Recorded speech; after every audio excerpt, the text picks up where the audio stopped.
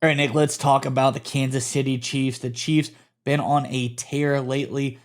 Albeit a disappointing Super Bowl loss. This team has been dominant for 3 straight years, even longer than that, if we're being quite honest. But back to back to back Super Bowls, very impressive for this team. And how do they do it? It's through good team management, good drafting, getting good players. And again, Kansas City Chiefs seem to have a guy on their roster that really breaks the norms, is a freak in one aspect. He is looking really, really good for this team. I think Chiefs fans are going to love this one. We'll break down all the data on this in just a second. But first, I'm Andrew. That's Nick. And this is Saturday Morning Inspection. All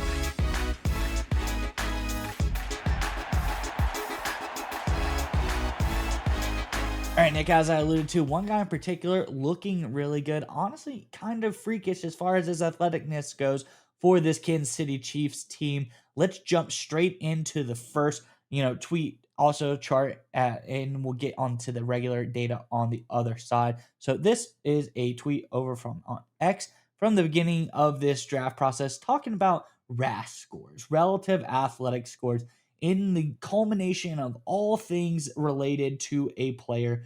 How are they athletically? And we look at Ashton Gelati, the edge out of Louisville. This guy is very, very athletic. And you can see the top of the tweet. It's not really the important part here, but he's actually ranked 52nd of all defensive ends since 1987. So I'd say that's pretty good up there for a third round pick. A guy that is 52 out of 2012.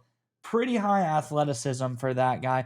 And I think when you look at his RAS, it paints the picture here. Here's a guy in Gelati that, isn't traditionally like huge. He's 6'3, 275. He's not, super small, but he is undersized.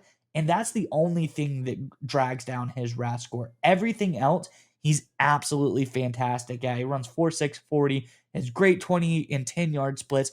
He has great shuttle cones, great change of direction, great explosiveness, a 36.5-inch vertical jump, great broad jump. Just everything is good except for his measurables. And his measurables aren't horrible. He is 6'3, maybe put on 10 or 20 pounds in the next 2 years to get up to closer to that 290, 295-pound weight range. But this guy looks really, really impressive athletically. And a 9.75 RAS score, that is big. And if you don't believe me, let's compare him to some other guys that were drafted just before him in the draft, guys throughout the second round that have been, known as athletic freaks, steals through the draft. And this leads us to our first graph here, and it has Gelati in red, has Ezraku in the darker blue, has JT Tuamoloau in the green, and Nick Scorton in the light blue here. In the first set, it has RAS score, and you can see Gelati is about zero point 0.4 points above everyone. And when everyone's in the range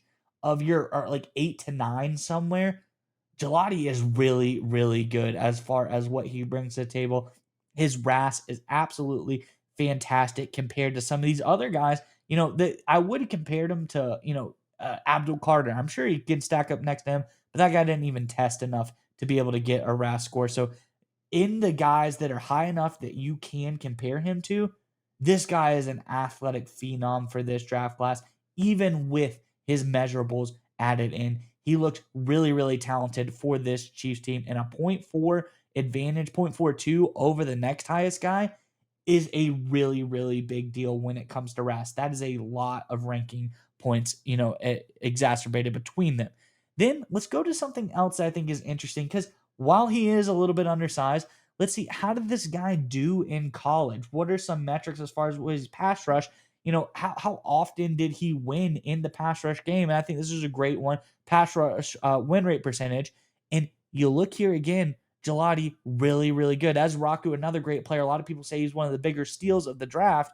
You look at this, though, Gelati has a 20.9 pass rush win rate percentage here compared to Azraku has 18.2%, compared to, JT Tuamalau, who has 12.1%, and then Nick Scorton has 17%. So again, another 2 points there, almost 3 points higher than when you look at these other guys for pass rush win rate percentage for Ashton Gelati. So really great there. Then you just look at true pass set pass rushing grades when it was actually a passing situation what was his pass rush grade looking like, and he matches up. He's a little bit very close to Ezraku. Him and Ezraku are right there. 90.9 for Gelati, 90.7 for Ezraku, and then other guys are 83 and 82 overall grades there for their true pass set pass rush grade on PFF grades here.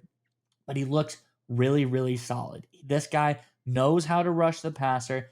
Not bad at stopping the run either. He ended up having a 78 overall run defense grade. So this guy knows what he's doing. He's very athletic. And I think overall, for a third round pick for the Chiefs, the things that this guy brings to the table, the production that he brings, he looks very, very talented. And he knows George Karlaftis to boot. So there's some chemistry there as well. But overall, I think this looks like a big win for the Chiefs. I think Gelati is going to be one of those under the radar guys that you see. Just the pure amount of athleticism he has cannot be denied. I'm going to keep my eye on this guy through training camp because I think he's one that is going to, impress people and potentially be a breakout star for this Chiefs team.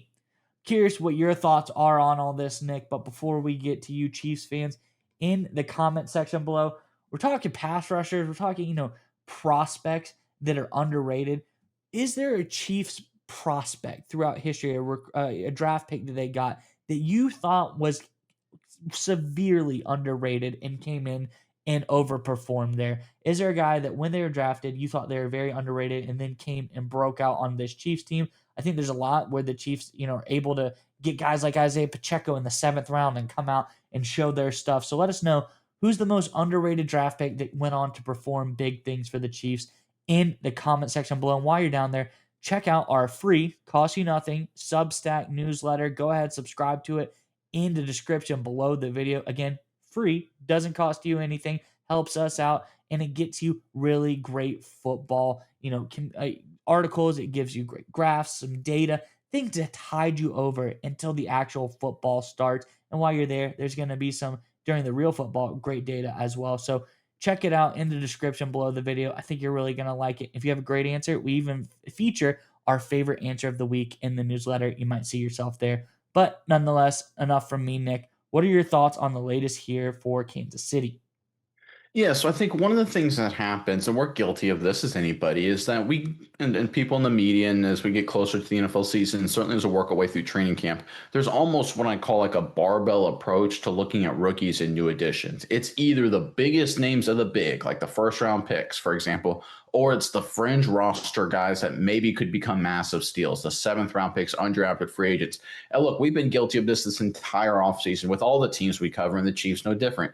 We've talked about tackle, that Josh Simmons, of course, out of Ohio State. He's going to be a great one. We've covered him ad nauseum. His data is incredible, what he's done so far, getting 100% healthy. We've talked about him a bunch. Then we talk about guys like Brashard Smith and some other undrafted free agent potential guys for the Chiefs, Brashard Smith being the 7th round running back. And we talk about the value he could provide and potentially be the Clyde Edwards-Helaire, kind of archetypal running back, receiving threat, kick returner, all that kind of stuff that CEH never could become in Kansas City. So we talk about the first round guys and the 7th round guys, but it's the mid round guys, and everyone says this, and it's a cliche, that's the backbone of the roster. And I think Ashton Gelati is no different. And the fact that he's a freak of nature athletically, honestly, when you did that research and brought it up to me, I was surprised that he was this good athletically, because his production to me is what stood out. I thought he was drafted because of what he did on the field, and it's pretty good stuff. If you just walk through his bio, courtesy of NFL.com, I mean, this is a guy who started 35 straight games in big time college football.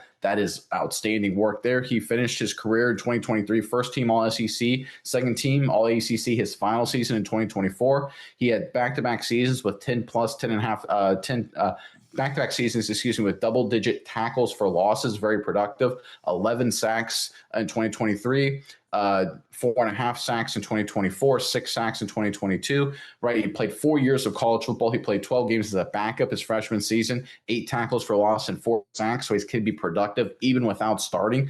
I mean, he just looks like an outstanding prospect. I think the reason he fell is, of course, the dimensional stuff, height, weight, things like that. But if you look at a guy that's going to come into Kansas City and not have to be a starter, certainly not day one, and they can just unleash him in Spags' defense as a pass rush specialist, as a playmaker. By the way, he's not bad against the run either, right? He's more of a pass rush guy. But like I mentioned, with the tackles for loss, he can generate some big plays for your defense in that regard as well. I think this is going to be one of these guys that a lot of people forget about it. We've ignored him because, again, that barbell approach, we made that mistake.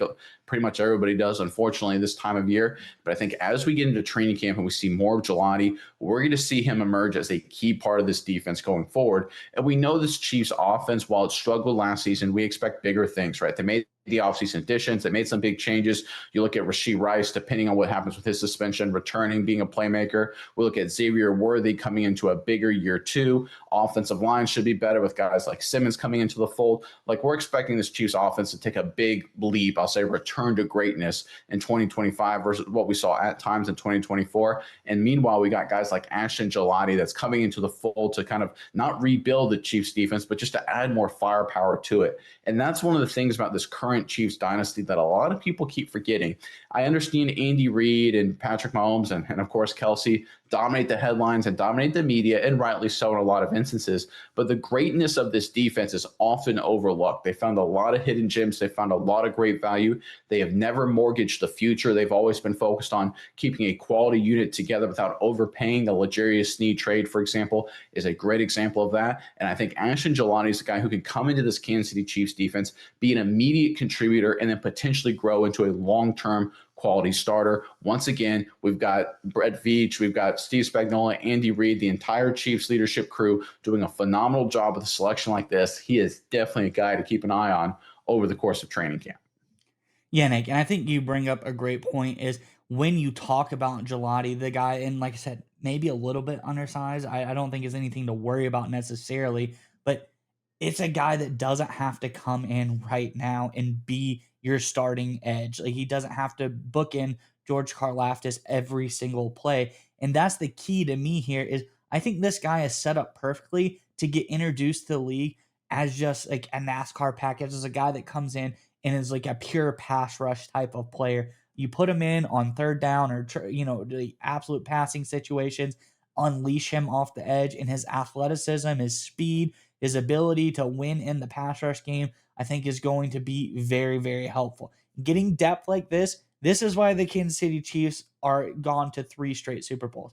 One, two, three straight. They're able to get guys like this. You have a good enough team and you have a guy that's, a great pass rush phenom, a great athlete, put him on the edge in situations. You don't want to mess with this guy in a pass rush situation, someone this athletic. One little misstep, one thing that he makes you miss on, and he's basically to the quarterback. This is a guy that's going to be able to get there. So, again, great pickup for the Chiefs. Again, another great move by Veach and Co. showing they know how to build a team from top to bottom, not just the stars, not just the greats, not just the Mahomes, not just the Chris Jones, not just the Creed Humphreys. They can get really good players at all levels of depth, and they know exactly what they're doing. So again, look out for this guy Ashton Gelati, and through training camp, I think he's going to start to make some noise and be a big name for this Chiefs team in his situational role. I think this is another great pickup by the Kansas City Chiefs.